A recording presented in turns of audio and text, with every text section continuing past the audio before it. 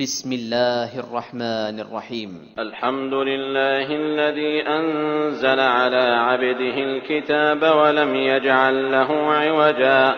قيما لينذر بأسا شديدا من لدنه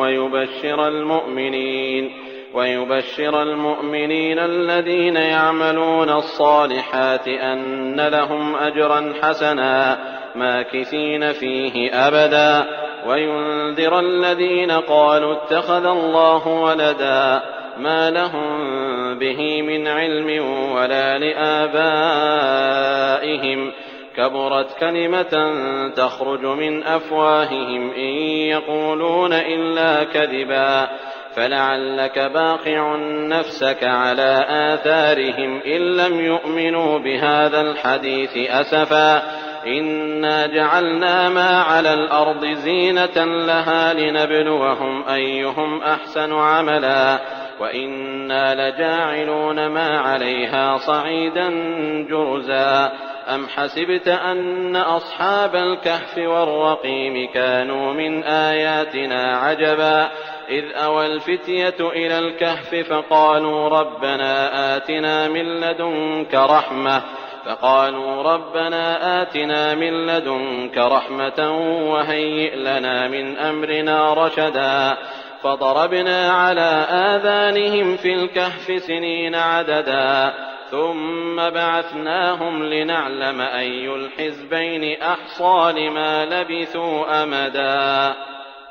نحن نقص عليك نبأهم بالحق إنهم فتية آمنوا بربهم وزدناهم هدى وربطنا على قلوبهم إذ قاموا فقالوا ربنا رب السماوات والأرض لن ندعو من دونه إلها لقد قلنا إذا شططا هؤلاء قومنا اتخذوا من دونه آلهة لولا يأتون عليهم بسلطان بين فمن أظلم ممن افترى على الله كذبا وإذ اعتزلتموهم وما يعبدون إلا الله فأووا إلى الكهف ينشر لكم ربكم من رحمته ويهيئ لكم من أمركم مرفقا وترى الشمس إذا طلعت تزاور عن كهفهم ذات اليمين وإذا غربت تقرضهم ذات الشمال وهم في فجوة منه ذلك من آيات الله من يهد الله فهو المهتد ومن يضلل فلن تجد له وليا مرشدا وتحسبهم أيقاظا وهم رقود ونقلبهم ذات اليمين وذات الشمال وكلبهم باسط ذراعيه بالوصيد لو اطلعت عليهم لوليت منهم فرارا ولملئت منهم رعبا وكذلك بعثناهم ليتساءلوا بينهم قال قائل منهم كم لبثتم قالوا لبثنا يوما أو بعض يوم قالوا ربكم أعلم بما لبثتم فابعثوا أحدكم بورقكم هذه إلى المدينة فلينظر أيها أزكى طعاما فليأتكم برزق منه وليتلطف ولا يشعرن بكم أحدا إنهم إن يظهروا عليكم يرجموكم أو يعيدوكم في ملتهم ولن تفلحوا إذن أبدا وكذلك أعثرنا عليهم ليعلموا أن وعد الله حق وأن الساعة لا ريب فيها إذ يتنازعون بينهم أمرهم فقالوا بنوا عليهم بنيانا ربهم أعلم بهم قال الذين غلبوا على أمرهم لنتخذن عليهم مسجدا سيقولون 3 رابعهم كلبهم ويقولون 5 سادسهم كلبهم رجما بالغيب ويقولون 7 وثامنهم كلبهم قل ربي أعلم بعدتهم ما يعلمهم إلا قليل فلا تمار فيهم إلا مراء ظاهرا ولا تستفت فيهم منهم أحدا ولا تقولن لشيء إني فاعل ذلك غدا إلا أن يشاء الله واذكر ربك إذا نسيت وقل عسى أن يهديني ربي لأقرب من هذا رشدا ولبثوا في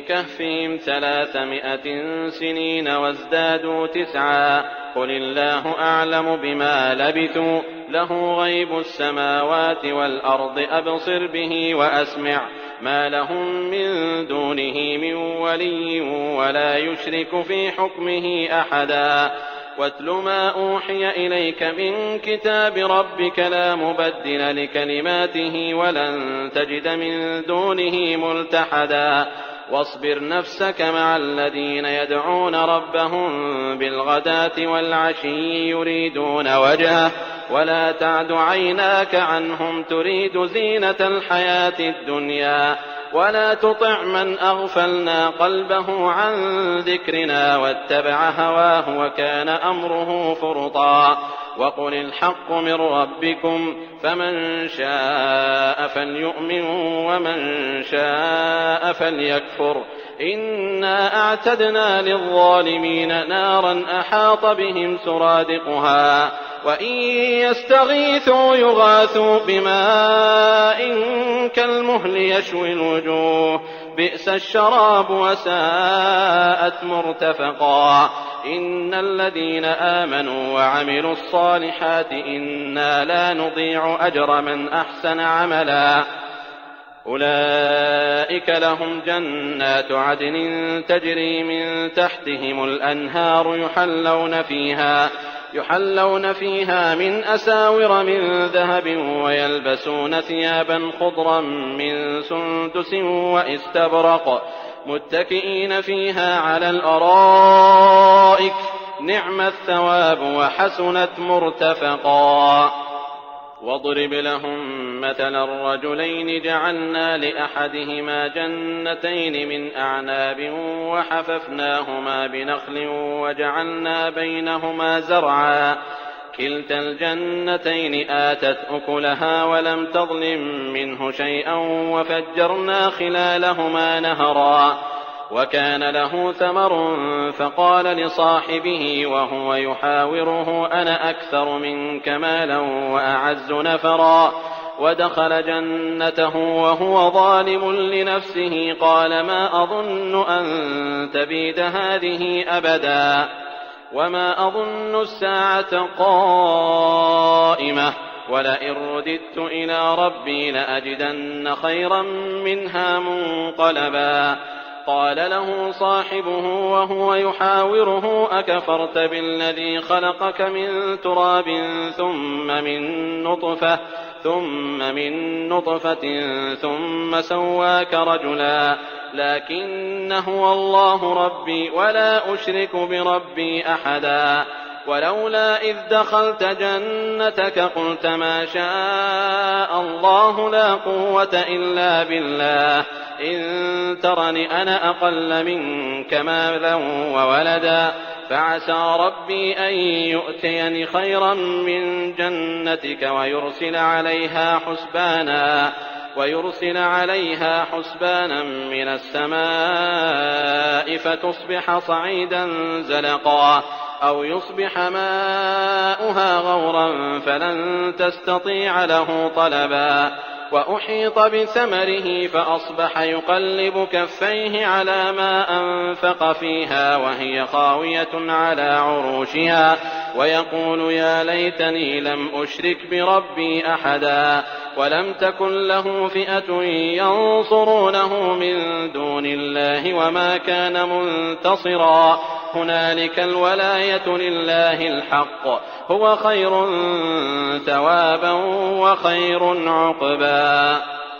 واضرب لهم مثل الحياة الدنيا كماء إن أنزلناه من السماء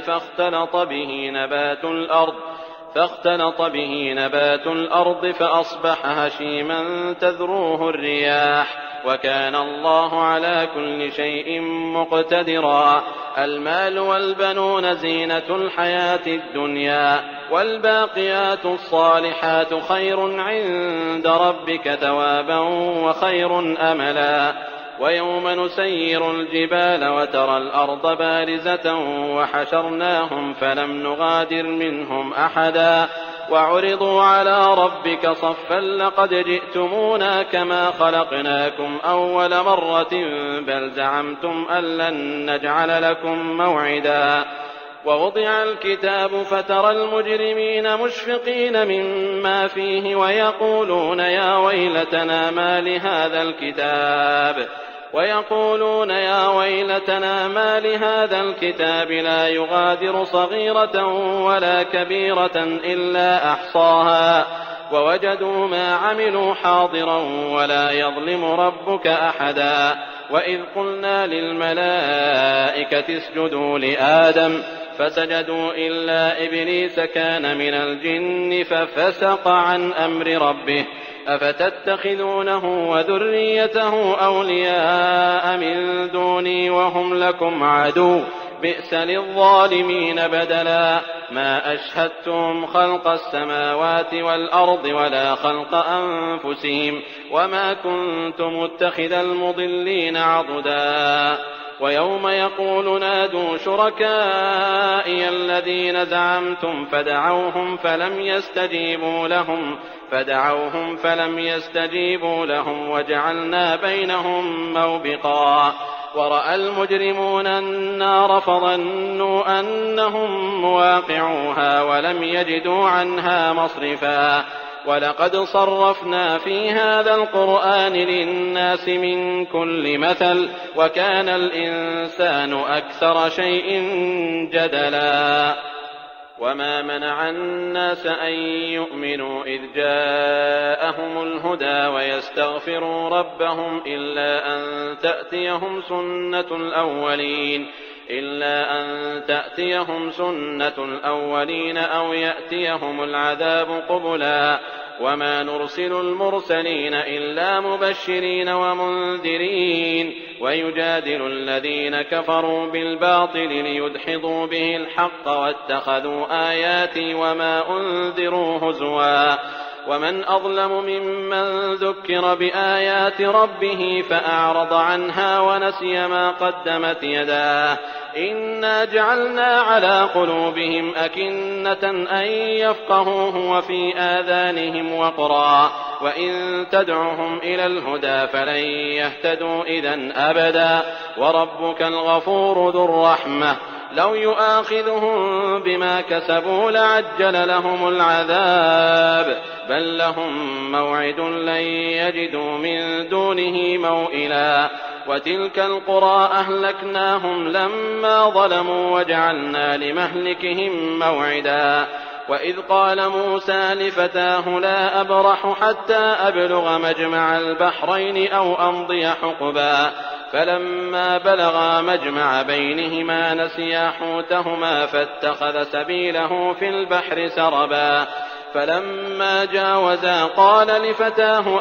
آتنا غداءنا لقد لقينا من سفرنا هذا نصبا. قال أرأيت إذ أوينا إلى الصخرة فإني نسيت الحوت وما أنسانيه إلا الشيطان أن أذكره واتخذ سبيله في البحر عجبا. قال ذلك ما كنا نبغ فارتدا على آثارهما قصصا فوجدا عبدا من عبادنا آتيناه رحمة من عندنا وعلمناه من لدنا علما. قال له موسى هل أتبعك على أن تعلمني مما علمت رشدا قال إنك لن تستطيع معي صبرا وكيف تصبر على ما لم تحط به خبرا. قال ستجدني إن شاء الله صابرا ولا أعصي لك أمرا. قال فإن اتبعتني فلا تسألني عن شيء حتى أحدث لك منه ذكرا. فانطلقا حتى إذا ركبا في السفينة خرقها قال أخرقتها لتغرق أهلها لقد جئت شيئا إمرا قال ألم أقل إنك لن تستطيع معي صبرا قال لا تؤاخذني بما نسيت ولا ترهقني من أمري عسرا فانطلقا حتى إذا لقيا غلاما فقتله قال أقتلت نفسا زكية بغير نفس لقد جئت شيئا نكرا قال ألم أقل لك إنك لن تستطيع معي صبرا قال إن سألتك عن شيء بعدها فلا تصاحبني قد بلغت من لدني عذرا فانطلقا حتى إذا أتيا أهل قرية استطعما أهلها فأبوا أن يضيفوهما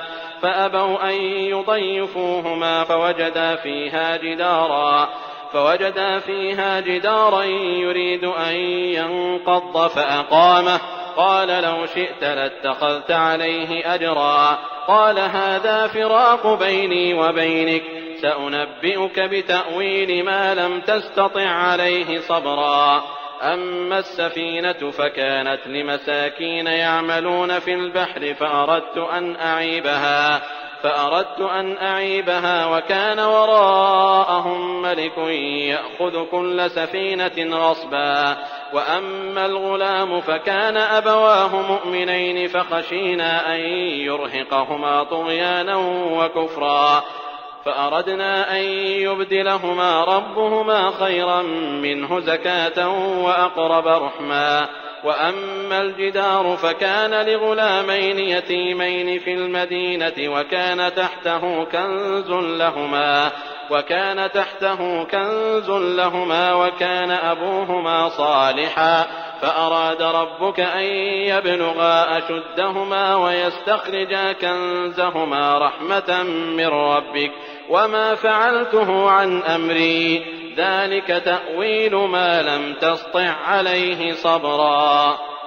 ويسألونك عن ذي القرنين قل سأتلو عليكم منه ذكرا إنا مكنا له في الأرض وآتيناه من كل شيء سببا فأتبع سببا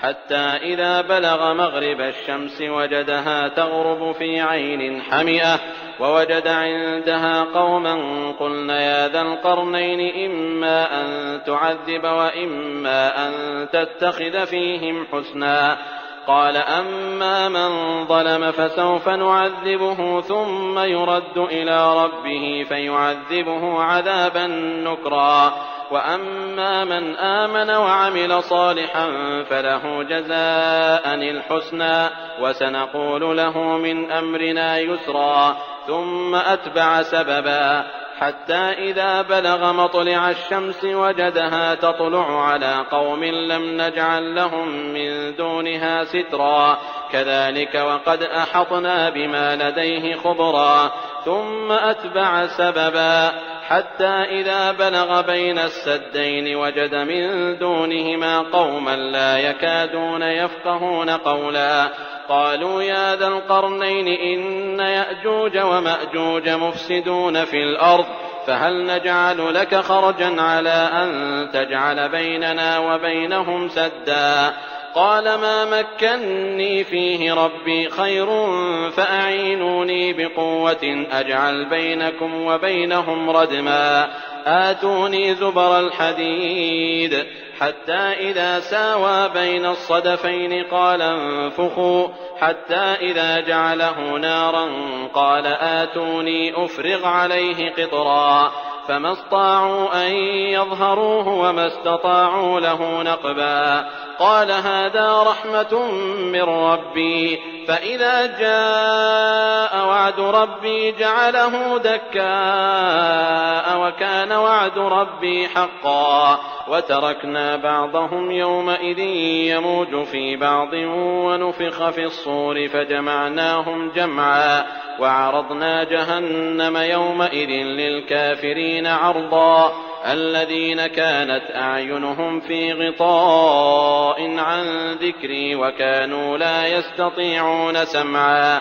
أفحسب الذين كفروا أن يتخذوا عبادي من دوني أولياء إنا أعتدنا جهنم للكافرين نزلا قل هل ننبئكم بالأخسرين أعمالا الذين ضل سعيهم في الحياة الدنيا وهم يحسبون أنهم يحسنون صنعا أولئك الذين كفروا بآيات ربهم ولقائه فحبطت أعمالهم فلا نقيم لهم يوم القيامة وزنا ذلك جزاؤهم جهنم بما كفروا واتخذوا آياتي ورسلي هزوا إن الذين آمنوا وعملوا الصالحات كانت لهم جنات الفردوس نزلا خالدين فيها لا يبغون عنها حولا قل لو كان البحر مدادا لكلمات ربي لنفد البحر قبل أن